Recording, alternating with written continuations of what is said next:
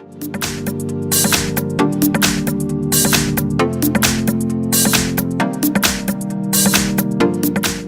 I have Nokia 7.1 and let me show you how to enter here the recovery mode on the following device.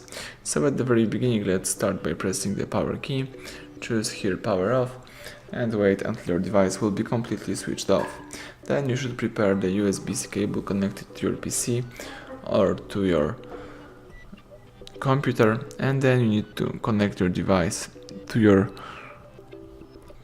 micro USB cable, and then immediately you should start holding power key and volume up. So let me show you.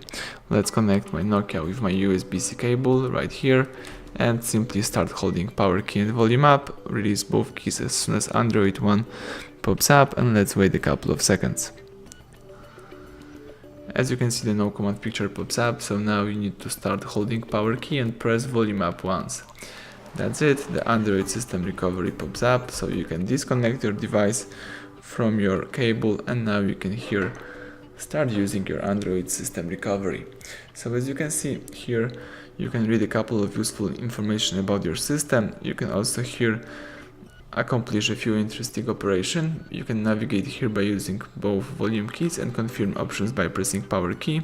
Here you can reboot the bootloader, you can apply update from ADB, you can also apply update from SD card, you can accomplish the hard reset by choosing wipe data factory reset, you may also mount system, view recovery logs, run graphic test or run local test. If you would like to quit this mode, let's choose power off or the first option, which is reboot system now. So let me choose reboot system now, press power key to confirm it, and let's just wait a couple of seconds until you will be able to use your device.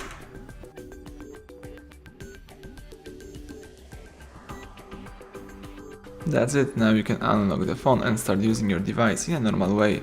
So thank you for watching, please subscribe our channel and leave thumbs up under the video.